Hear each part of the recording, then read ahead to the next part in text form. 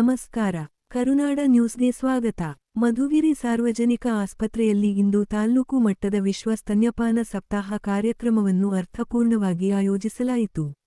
ಕಾರ್ಯಕ್ರಮದಲ್ಲಿ ತಾಲೂಕು ಆರೋಗ್ಯ ಅಧಿಕಾರಿಗಳಾದ ಡಾಕ್ಟರ್ ಆನಂದ್, ಆಡಳಿತ ವೈದ್ಯಾಧಿಕಾರಿಗಳಾದ ಡಾಕ್ಟರ್ ಮೋಹನ್, ಮಕ್ಕಳ ತಜ್ಞರಾದ ಡಾಕ್ಟರ್ ಇಂದಿರಾ, ಸ್ತ್ರೀರೋಗ ತಜ್ಞರಾದ doctor Purnachandra Tejasvi, doctor Rehman, doctor Alayam, BHO Dharanesh Gowda, ಐಸಿಡಿಎಸ್ನ ಎಸಿಡಿಪಿಒಗಳಾದ ಕರಿಬಸವಯ್ಯ ಹಾಗೂ ನಾಗಭೂಷಣ್, ಟಿಎಚ್ಒ ಕಚೇರಿ ಮತ್ತು ಸಾರ್ವಜನಿಕ ಆಸ್ಪತ್ರೆಯ ಸಿಬ್ಬಂದಿ, ಆಶಾ ಕಾರ್ಯಕರ್ತೆಯರು, ಅಂಗನವಾಡಿ ಕಾರ್ಯಕರ್ತೆಯರು, ತಾಯಂದಿರು ಹಾಗೂ ಪೋಷಕರು ಭಾಗವಹಿಸಿದ್ದರು.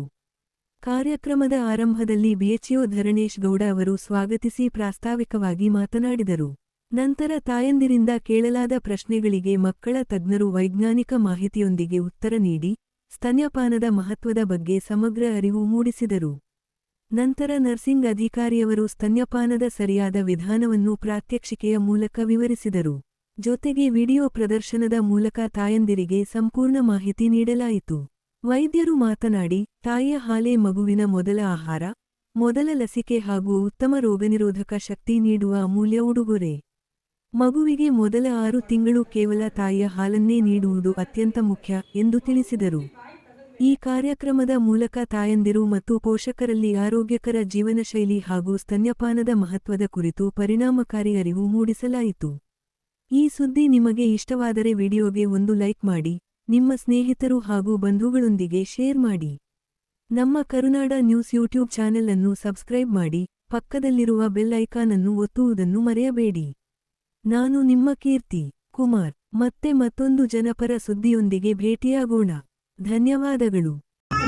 ಶಾಂತವಾಗಿ ಹಾಲು ಕುಡಿಯುತ್ತದೆ ಹಾಗೂ ಎದೆ ಹಾಲಿನ ಪೌಷ್ಟಿಕಾಂಶ ಸರಿಯಾದ ರೀತಿಯಲ್ಲಿ ಮಗುವನ್ನು ಸೇರುತ್ತದೆ. ಮಗುವಿಗೆ ಹಸಿವಾದ ತಕ್ಷಣ ಹಾಲುಣಿಸಬೇಕು. ಮಗು ಬಾಯಿ ತೆರೆದು ತಲೆಯನ್ನು ಅತ್ಯಂತ ತಿರುಗಿಸುವುದು, ನಾಲಿಗೆಯನ್ನು ಒಳ ಹೊರ ಹಾಕುವುದು, ಕಾಲು ಅಥವಾ ಕೈ ಬೆರಳುಗಳನ್ನು ಚೀಪುವುದು ಮೊದಲಾದ ಕ್ರಿಯೆಗಳನ್ನು ಮಾಡಿದ್ದಲ್ಲಿ ಆ ಮಗುವಿಗೆ ಹಸಿವಾಗಿದೆ ಎಂದು ಅರ್ಥೈಸಿಕೊಳ್ಳಬಹುದು. ಮಗು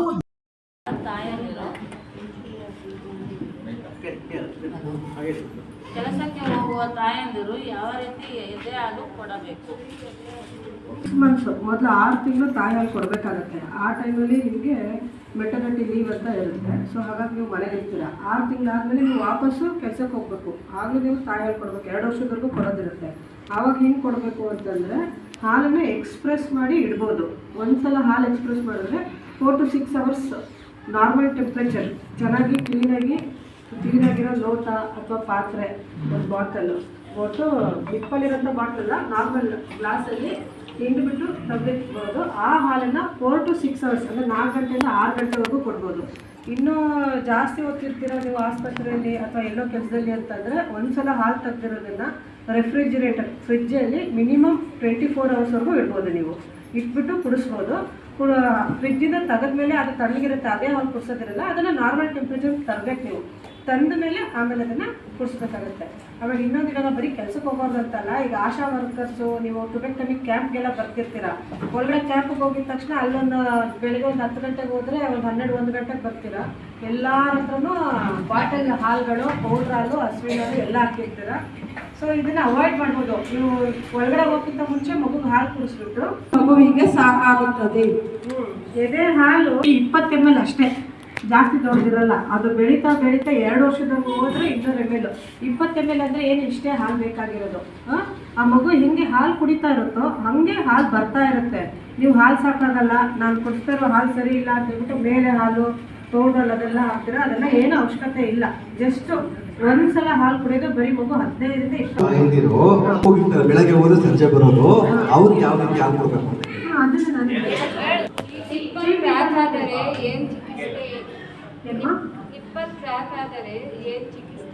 ನಿಪ್ಪಲ್ ಕ್ರ್ಯಾಕ್ ಯೂಶಲಿ ಯಾಕೆ ಇರ್ಬೋದು? ಬ್ರೆಸ್ಟ್ ಫೀಡಿಂಗ್ ಅಂದರೆ ಹೇಗೆ ಅಟ್ಯಾಚ್ಮೆಂಟು, ಹೆಂಗೆ ಹಾಲು ಕುಡಿಸ್ಬೇಕು ಅನ್ನೋದು ನಮ್ಮ ಮಮತಾ ಸಿಸ್ಟರ್ ಹೇಳ್ಕೊಡ್ತಾರೆ. ಮಗುನ ಹೆಂಗೆ ಎತ್ಕೋಬೇಕು, ಹೆಂಗೆ ಕುಡಿಸ್ಬೇಕು ಅದೆಲ್ಲನೂ. ಬಟ್ ಅದಾದಮೇಲೆ ನೆಕ್ಸ್ಟ್ ನಾನು ಹೇಳ್ತೀನಿ. ಮಗುಗೆ ಯಾವಾಗಲೂ ಹಾಲು ಕುಡಿಸ್ಬೇಕಂದ್ರೆ ಪೂರ್ತಿ ಅದು ನಿಪ್ಪಲ್ಲು ಏರಿಯೆಲ್ಲ ಏನಿರುತ್ತೋ ಅದು ಪೂರ್ತಿ ಬಾಯಿ ಒಳಗಡೆ ಹಾಕ್ಬಿಟ್ಟು ಕುಡಿಸ್ಬೇಕು. ಆವಾಗ ಅದು ಚೆನ್ನಾಗಿ ಸಕ್ ಮಾಡುತ್ತೆ. ಸಕ್ ಮಾಡಿದಾಗ ಹಾಲು ಬರುತ್ತೆ.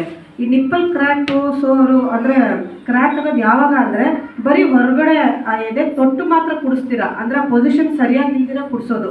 ಬರೀ ನಿಪ್ಪಲ್ ಮಾತ್ರ ಕುಡಿಸಿದಾಗ ಮಾತ್ರ ಅದು ಕ್ರ್ಯಾಕ್ ಆಗೋದು ಮತ್ತು ಸೋರ್ ನಿಪ್ಪಲ್ ಅಂತ ಆಗುತ್ತೆ. ಅದಷ್ಟೇ ಕುಡಿದಾಗ ಏನಾಗುತ್ತೆ, ಒಳಗಡೆ ಇರೋ ಹಾಲು ಕೂಡ ಬ್ಲಾಕ್ ಆಗುತ್ತೆ.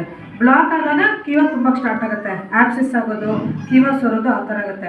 ಮನೇಲೇ ಏನು ಮಾಡ್ಬೋದು ಅಂತಂದರೆ, ಎದೆಗೆ ಹಾಲು ಏನಾದರೂ ಎದೆ ಕಟ್ಟಿದ್ರೆ ಆದಷ್ಟು ಮಗುನ ಹಾಲು ಕುಡ್ಸೋಕ್ಕೆ ಪ್ರಯತ್ನ ಮಾಡಿ. ಅವ್ರು ಕುಡಿಯೋ ಫೋರ್ಸ್ಗೆ ಅದೆಲ್ಲ ರಿಲೀಸ್ ಆಗುತ್ತೆ. ಆ ಮಗುಗೂ ಹಾಲು ಕುಡ್ಸೋಕ್ಕಾಗಿಲ್ಲ ಅಂದರೆ ಹಿಂಡು ಬಿಟ್ಟು ತೆಗಿಬೇಕು.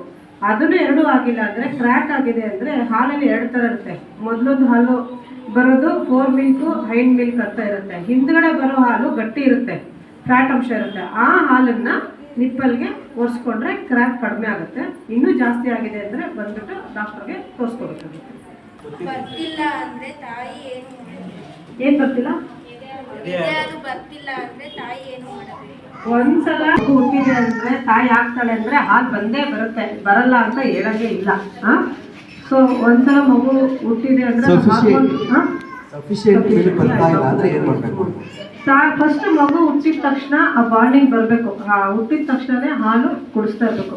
ಸಫಿಷಿಯೆಂಟಾಗಿ ಬರ್ತಿಲ್ಲ ಅನ್ನೋದು ಕ್ವಶನ್ ನಿಮ್ಮದು.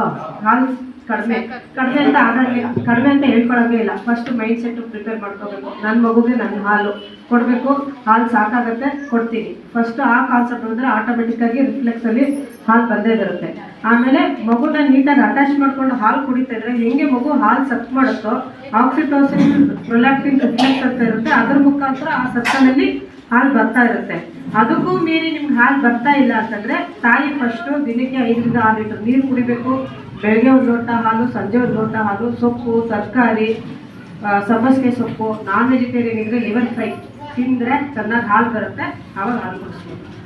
ಫೀಡಿಂಗ್ ಮಾಡಬೇಕಾಗಿರೋ ಪೊಸಿಷನ್ಸು ನಮ್ಮ ಸಿಸ್ಟರ್ ಒಂದ್ಸಲ ಹೇಳ್ಕೊಟ್ಟೆ. ಹಿಂಗೆ ಇಟ್ಕೊಂಡ್ರೆ ನಿಮ್ಗೆ ಯಾವ ಅತ್ತೆ ಸಪೋರ್ಟು ಬೇಡ, ತಾಯಿ ಸಪೋರ್ಟು ಬೇಡ, ಯಾರು ಸಪೋರ್ಟು ಬೇಡ, ನೀವು ಒಬ್ಬರೇ ಮಾಡ್ಕೋಬೋದು. ಇಷ್ಟು ಪೊಸಿಷನ್ ಇಟ್ಕೊಂಡು ಒಂದು ಕೈಯಲ್ಲಿ ನೀವು ಬ್ರೆಸ್ಟ್ನ ಮೂಗ್ ಟಚ್ ಆಗದಿರೋಂಗೆ ಹಾಲು ಕುಡಿಸ್ಬೇಕು.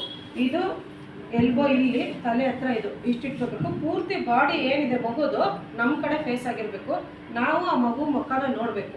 ಈ ಮಗು ಹತ್ರ ಬರ್ತಿದ್ದಂಗೆ ಏನಾಗುತ್ತೆ, ಮಗು ಬಾಯಿ ಓಪನ್ ಮಾಡುತ್ತೆ. That is called rooting reflex. ಅದು ಹುಟ್ಟಾನೆ ಅದರಲ್ಲಿ ಇರುತ್ತೆ. ಮಗು ಪೂರ್ತಿ ಬಾಯಿ ತೆಗೆದ್ಮೇಲೆ ಮೇಲೆ ತುಟಿ ಮೇಲಾಗಿರುತ್ತೆ, ಕೆಳಗಡೆ ತುಟಿ ಕೆಳಗಡೆ ಆಗಿ ವೈಡ್ ಓಪನ್, ಬಾಯಿ ದೊಡ್ಡದಾಗಿ ಓಪನ್ ಆಗಿದ ತಕ್ಷಣ ಏನು ಮಾಡಬೇಕು, ಮಗು ಪೂರ್ತಿ ಬರೀ ಏರಿಯಲ್ಲ ನಿಪ್ಪಲ್ ಮುಂದೆದಲ್ಲ, ಪೂರ್ತಿ ಅರ್ಧ ಎದೆ ಭಾಗ ಏನಿರುತ್ತೆ ಬಾಯಿ ಒಳಗಡೆ ಇಟ್ಟು ಆ ಮಗು ಸಕ್ ಮಾಡೋಕ್ಕೆ ಸ್ಟಾರ್ಟ್ ಮಾಡಿದ ತಕ್ಷಣ ಏನಾಗುತ್ತೆ, ಹಾಲು ಉತ್ಪಾದನೆ ಕೂಡ ಜಾಸ್ತಿ ಆಗ್ತಾ ಇರುತ್ತೆ. ಮೂಗು ಟಚ್ ಆಗ್ದಿರಂಗೆ ನೋಡ್ಕೋಬೇಕು ಯಾವಾಗಲೂ. ಇಲ್ಲ ಅಂದರೆ ಮೂಗು ಬ್ಲಾಕ್ ಆದರೆ ಉಸಿರಾಡೋಕ್ಕೆ ತೊಂದರೆ ಆಗೋ ಚಾನ್ಸಸ್ ಇರುತ್ತೆ. ಪೂರ್ತಿ ಮಗು ನಮಗೆ ಟಚ್ ಆದಷ್ಟು ಏನಾಗುತ್ತೆ, ಮಗು ಬೆಚ್ಚಗಿರುತ್ತೆ. ಮಗು ಹಾಲು ಕುಡಿತಿದೆಯಾ ಇಲ್ವ ಅಂತ ನೀವು ಯಾವಾಗಲೂ ನೋಡ್ತಾ ಇರಬೇಕು. ಎಂಜಲ್ ನುಂಗೋದು ಗೊತ್ತಾಗುತ್ತೆ, ಹಂಗೆ ಹಾಲು ನುಂಗೋದು ಗೊತ್ತಾಗುತ್ತೆ, ಕೆನ್ನೆ ಒಳಗಡೆ ಹಾಲು ತುಂಬಿಕೊಂಡಿರೋದು ಗೊತ್ತಾಗ್ತಾ ಇರುತ್ತೆ. ನಿಮಗೂ ಹಾಲು ಬರ್ತಾ ಇದೆಯಾ ಇಲ್ವೋ ಅನ್ನೋದು ಕೂಡ ಗೊತ್ತಾಗುತ್ತೆ. ಪೊಸಿಷನ್ಸು